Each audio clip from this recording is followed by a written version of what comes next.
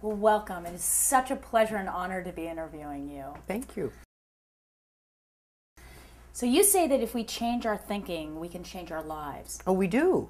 We do, constantly, all the time. You think a negative thought, you're going to go on a downward spiral. You think a positive thought, you'll attract wonderful things to you. Absolutely.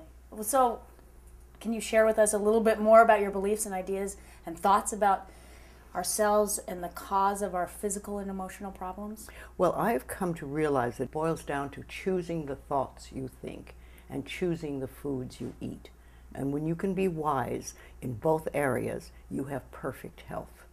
Because the body knows how to take care of itself, but not if you give it a lot of junk. And not if you give yourself a lot of junk thoughts. So it's a clearing. It's clearing the weeds from the area, from the mind and from the soil. And well, I couldn't agree with you more. I've been following your work for years and years, and so. But for those people that have tried to change their thinking but seem to be stuck, and can you give them some advice to help them to be more positive or to get through? Well, those I don't places? think that they've been trying and they're stuck. I think they just haven't tried. Because if you will practice this, even a small amount, it makes a difference. I have a simple exercise I give everybody, and some people say, oh, that's so stupid, it's so silly. But I ask them to look in the mirror, especially first thing in the morning, and just look in their eyes and say their name and say, I love you, I really, really love you. And this is enormously hard for most people to do to begin with, but as you continue to do it, it makes a big difference. You see, life loves you. Life really loves you. But if you don't love yourself, it's very hard for life to bring you the goodies because you've got this wall up. So when you can learn to love who you are, and that's the way you were born, when you were a little tiny baby, and when I say you, I mean everybody listening to this, we all adored ourselves. We loved our bodies, we loved every part of ourselves. And then we started to listen to other people who told us we weren't good enough or we didn't do it right or no, no, no. And so we decided that maybe we weren't very good. And that's where we get all mixed up. But when we can get back to that point of just adoring this marvelous critter in here, then life says, oh, she's got it, let's give her goodies. And then the next step is to be very grateful about it. Yes. When you're really grateful, then they want to give you more. Excellent. Oh, that's wonderful. So 30 years ago, you were diagnosed with cancer, and you recovered. So will you share that story with us? Well, what I realized at the time was that I had already been studying this stuff, the metaphysics and the thoughts, etc. And when that happened, I realized that life was giving me a chance to prove to myself that what I was teaching worked. So I said, okay, you better get in there, girl, and do it. But I did, yes, I not only changed thoughts, but I think one of the things that was the most helpful, really, was the forgiveness. I really got in there and dug out as much as I could find out about my parents' childhood. And when you understand somebody's childhood, then you can understand how they went from being this wonderful little baby to the people who would mistreat another child.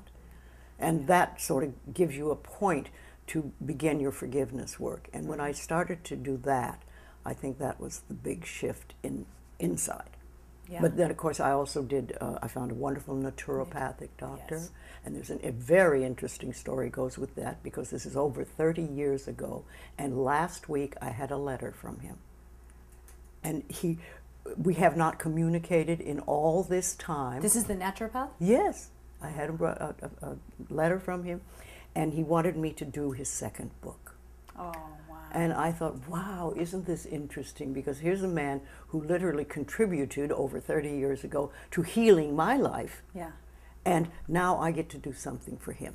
That's so beautiful. So we said, you know, comes full circle, yes, right? Full circle. So I'm wonderful. going to do whatever I can for him. So we had the manuscript come, and you know, we've gone over it, and we really like it, and it's wonderful. That's beautiful. And you know, you can't make this stuff up.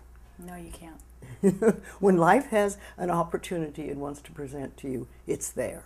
Well, it's interesting. My ex-husband had cancer, and we did very similar things. It was the food, it was the lifestyle, it was looking at yourself in the mirror, looking at the history and where you come from. So I remember beating story. a lot of pillows. Yes. You know? Exactly. There you go. So Hay House South Africa gives 100% of its profits back to the people of South Africa. Yes, to the Noah group. Okay. Yes, and it's specifically to the 800,000 children orphaned from the AIDS epidemic. Yes, yes. We can't do them all. I mean, that's a lot of people. But we take whatever profits we have and we give it to one of the Noah groups there. Well, what drew you to this cause? Why South Africa? Well, I've been working with AIDS since day one. I know. You have a power, you've had a powerful I didn't effect ask for it, but life said, here, you handle this one. Right. In a time when nobody knew anything. Nobody People knew were what. scared. Oh, they were terrified. They wouldn't touch each other. They were. Oh, it was so silly. I wouldn't get into that. But I knew I would never get it. I knew that, and I just treated people as people.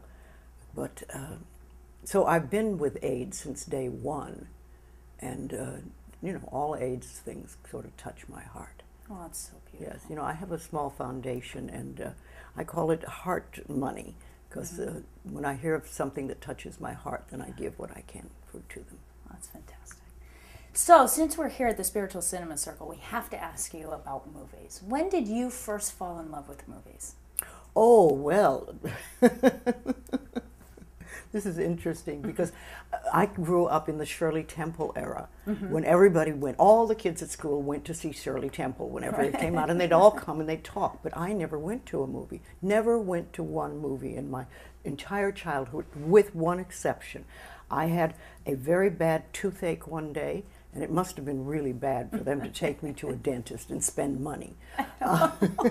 And they pulled my tooth, and I was so frightened that I fainted. And I remember waking up and I was having my face slapped by my stepfather, not the dentist. And then... That tells us a lot about your history. And then he took me to a movie, and it was The Bride of Frankenstein. Wow. So that is really strong in my consciousness Yeah. for a long time. It's the only movie I saw till I grew up. The Really? only one. I never got to see a Shirley Temple movie. I got to see The Bride of Frankenstein. I don't blame you for being a little bit not so interested in going, but you must have some favorite all-time movie. I mean, there must be something that you... Harold and Maude is probably Really? my favorite all-time And inspired movie. and touched but you? But a lot of it. Yeah? I've seen it, 40 times. Really? Yes. Yeah. What inspires you about that movie? Well, it's just a charming movie. It's very, very charming, and it's funny, and it's goofy. Yeah. And, there's a lot of movies that I've liked over the time. But, I've just made a movie 2 years ago, and it was my first movie. And what I was thinking at the time, it's so interesting because most women in their 30s or 40s in the movie industry, can't get a part because they're too old. And here I was, 80 years old, making my first movie and being the star in it. And getting to do my own dialogue. And I thought, wow, this is really great. I saw your movie, by the way, and it's wonderful. It's very wonderful. Yes. So if you were to recommend to people, or to young people, what movies they should watch, if there was would you recommend? I would say movies that inspire them. Yeah, exactly. Yes. Exactly. Things that inspire you to feel good and things that give you a warm feeling in your heart. Exactly. Yes. Can you give us any positive message that you would want to get out there to our Teach to our people viewership? to love themselves. Yeah.